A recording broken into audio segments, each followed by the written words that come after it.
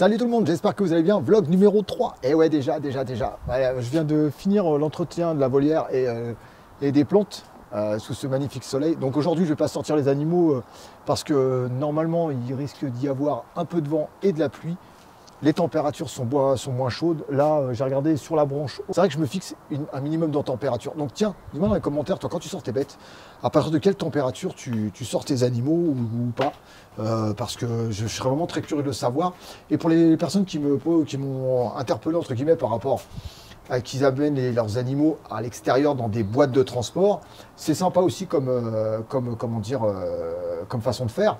Moi, c'est vrai que je prends des gants où je fais une contention qui est suffisante pour déjà ne pas blesser la bête et deuxièmement que je puisse l'emmener en toute sécurité sans qu'elle s'échappe. Si j'avais le moindre risque, si j'avais le moindre doute, sachant que si je le manipule la bête, qu'elle pouvait s'échapper, je tenterais même pas le coup, je te le dis clairement. Ensuite, quand c'est l'iguane, bon, c'était plutôt pour les varans, mais quand c'est l'iguane, je le pose sur mon épaule.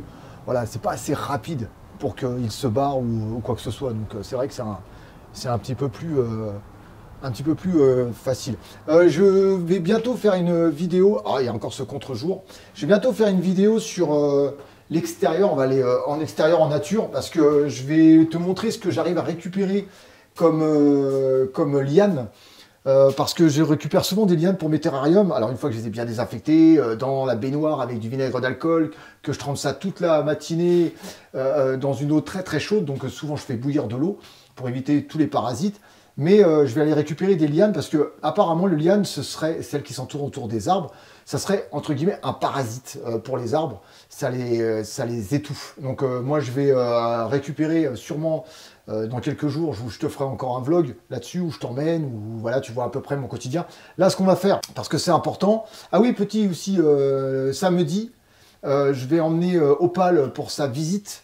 Parce que comme tu sais que Opal est assez fragile, donc on va voir ce qu'il en est, savoir si elle est en bonne voie de guérison, si tout va bien ou si malheureusement il faut continuer les soins, quoi que ce soit. Donc je te tiendrai au courant. Je vais demander si, parce que je vais à Spenac à Paris, je vais demander je crois que c'est Palusso qui va intervenir sur Opal. Je lui demanderai si je peux faire une vidéo. Donc si ça t'intéresse, dis-le moi que si ça t'intéresse que je fasse une vidéo vlog sur l'intervention, sur savoir comment va Opal. Il y a une petite question aussi que je voulais te poser, c'est par rapport, il y a beaucoup de gens qui me disent que, alors moi je suis totalement pour, hein, parce que comme tu le sais, j'ai la possibilité de mettre tous mes animaux dans une pièce reptile.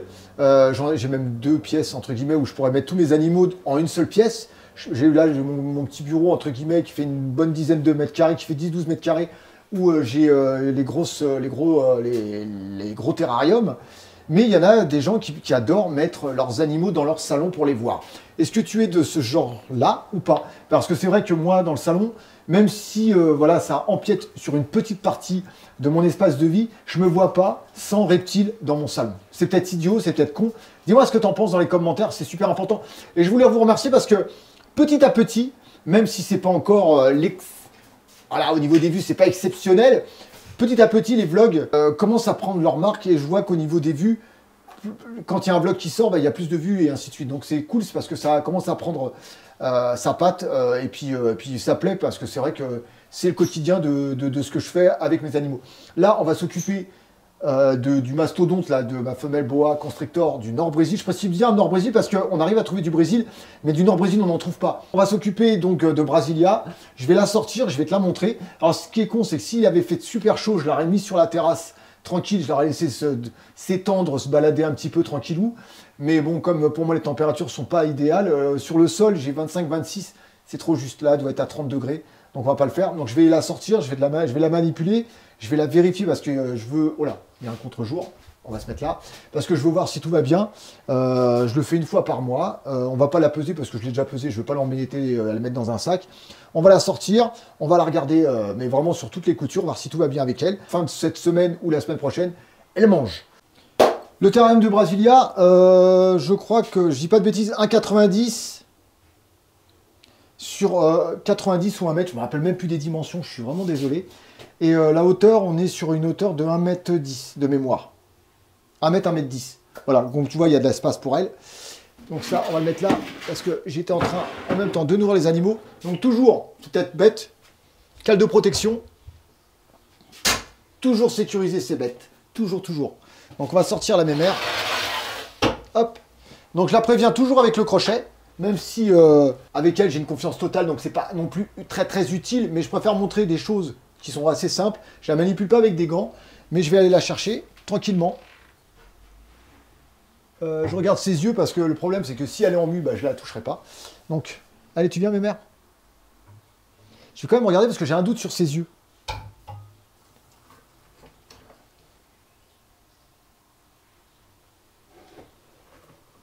Je pense qu'elle est en mue.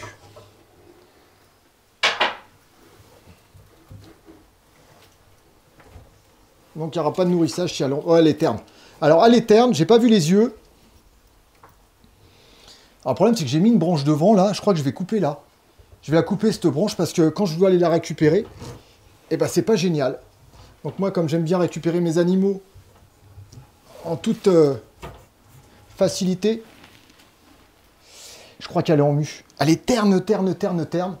Oh bah elle est en mue. Bon. Alors on est dans le premier stade de la mue, c'est-à-dire que... Alors tu vas peut-être pas le voir facilement.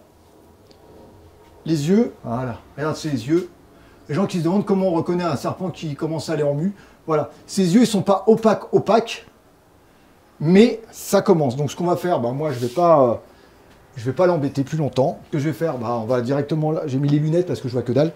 Je vais la remettre dans son terrarium et je vais la laisser tranquille. La seule chose que je change là, parce que maintenant que j'ai remarqué qu'elle était en mue, je vais lui agrandir sa gamelle d'eau, c'est-à-dire que je vais lui mettre une gamelle d'eau beaucoup plus grande, lui augmenter le taux d'hygrométrie, parce que c'est super important. C'est ça qui est bien avec les vlogs, c'est que comme je m'occupe quasiment, comme j'occupe tous les jours de mes animaux, ça dépend après, c'est le temps que je m'attelle à tout ça, c'est là que on voit les animaux et tout. Putain, mais elle a grossi en plus. Ah, il faut que je la pèse.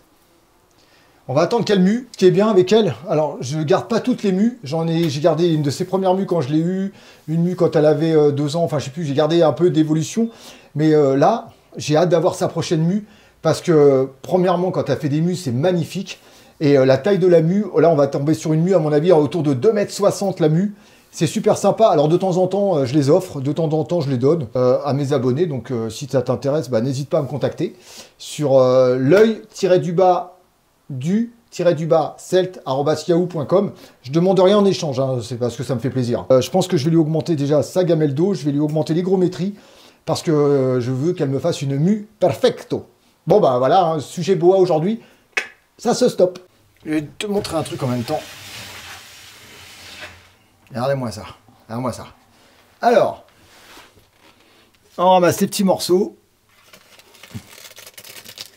Bon, je l'ai arrosé tout à l'heure, je l'ai humidifié, mais on va pas l'embêter parce que je sais que je vois qu'elle aime pas ça. On va, pareil, elle, on va lui remettre dans sa bassine qui est là-bas, on va lui remettre de l'eau tiède avec une très bonne température. Elle est en pleine mue. Donc ce que je vais faire, c'est que je ne sais pas si je te le montrerai un jour ou pas. J'ai une espèce de grande malle en plastique où je la laisse tremper. On va dire sous surveillance bien sûr, hein, parce qu'il est hors de question que... voilà. Mais voilà, madame, elle est en pleine mue aussi. Alors je lui fais pas mal, hein, parce que les gens, il y a beaucoup de gens qui disent « Ah, est-ce que ça lui fait mal ?» Non, ça lui fait pas mal parce que j'ai préparé à l'avance la mue. Là, je crois qu'on est en hygrométrie, on est à 63 ou 64%. J'ai vérifié juste avant. Mais c'est vrai que c'est pas très agréable pour eux. C'est un moment où ils sont pas à l'aise, ils sont pas super. En plus, je le vois à quoi elle n'est pas du tout intéressée, c'est que je lui ai mis des œufs, c'est vraiment son péché mignon, et elle les mange pas. Donc ça, je vais ramasser parce que c'est sale.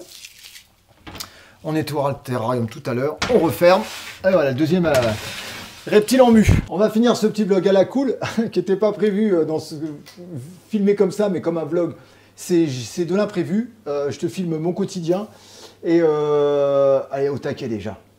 Non, c'est Logan, elle est où? Mystique, t'es où? Bon. Elle doit se cacher quelque part, elle est juste en dessous, elle attend. Alors, il y a des contre-jours, il y a des effets de lumière. Bon, bah, c'est en fonction des nuages qui passent au-dessus de la maison. Donc, ce qu'on va faire, on va ouvrir la porte. Hop, des 2 morphales. Et on va finir sur une petite séquence nourrissage Varanus prasinus. Non, non, non, non, non. Ah, lui, c'est le roi de l'évasion. Et quand il s'évade, il chie sur le haut du terrain. Non, non, non, non, non. Non, non, non, non. Toi... Alors, hop, hop, hop, hop. Vraiment, allez, ah. Non, non, non, non, non. Vous avez vu un peu? Non, non, non, non, non, non. Allez, monte. Ah, le salopard. Il m'a eu. Vous avez vu le saut de l'ange? Ah, ça, je sais pas si je ferai un ralenti, mais bon, c'est marrant. Alors, on va donner à manger. On va essayer de les faire venir sur moi. C'est pas gagné.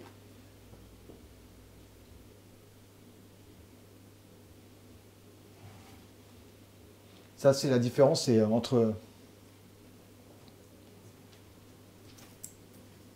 entre Mystique et Logan. C'est vraiment le jour et la nuit.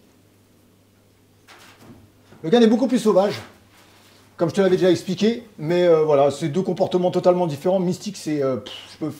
elle vient, je la caresse, elle s'écrase, elle se laisse faire tranquillement. Lui, c'est sa provenance aussi qui est un peu différente par rapport à Mystique. L'un est né en captivité, l'autre pas. Donc automatiquement... Je le manipule de temps en temps, avec de la nourriture. Je le laisse venir sur moi, je le manipule. Par contre, je ne vais pas le chercher sans les gants parce que ça mord et ça pince et ça fait très mal. C'est beau, hein. Alors, je sais pas si tu vois pas là, non, je pense pas. De toute façon, mais bon, on va essayer de faire venir Mystique directement. Je sais pas si elle voit. J'attends. On va mettre un peu de calcium quand même, ça fera.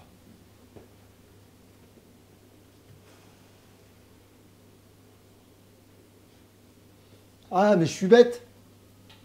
Juste avant la vidéo, qu'est-ce qu'ils ont mangé les deux là? Ils ont mangé des œufs de caille.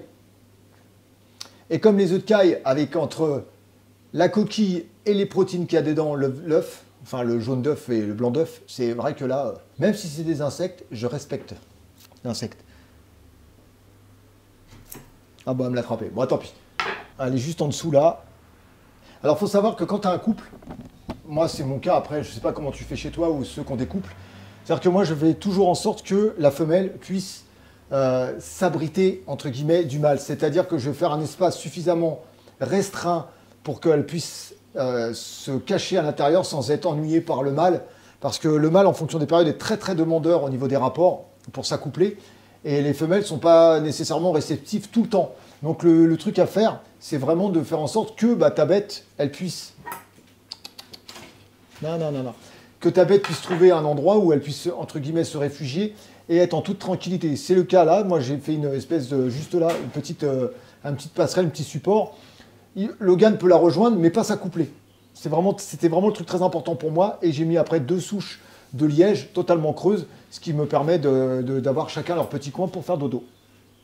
J'aimerais bien que tu viennes me voir, toi, de temps en temps. Comme avant. Hein? Ce qu'il y a, c'est que Logan... Et je vais en terminer là pour cette vidéo, c'est que Logan était beaucoup plus manipulable avant, beaucoup plus cool, et maintenant qu'il a une femelle, il est très protecteur, il est devenu, et je pense que c'est normal, après il y a peut-être des spécialistes plus dans le comportement animal, reptile que moi, mais depuis qu'il a sa femelle, c'est vrai que quand elle vient sur mes mains, il a tendance à être agressif, il n'est pas content, ça l'embête, et puis quand je mets la main, il est très très protecteur, ce qu'il n'était pas avant. Avant, j'allais le chercher sans problème. Et depuis que Mystique est avec lui, c'est un petit peu plus compliqué, mais c'est pas grave. Hein, faut faire avec. Moi, je m'adapte. C'est à moi de m'adapter à eux et pas à l'inverse. Voilà, c'est vraiment la chose à faire. Si j'ai besoin de le manipuler, je prends un gant. Hein, voilà, ça m'empêchera pas d'aller le récupérer et qu'il me chie dessus. Parce que monsieur me chie dessus quand je vais le récupérer. N'est-ce pas? Bon, on arrive à la fin de la vidéo. J'espère que ça t'a plu, que ça te continue à te plaire ce genre de petit vlog. Moi, je te dis à bientôt pour de prochaines aventures. Et puis, sur ce, prends soin de toi, prends soin de tes bêtes et prends soin de tes proches. Peace tout le monde. Ciao, ciao.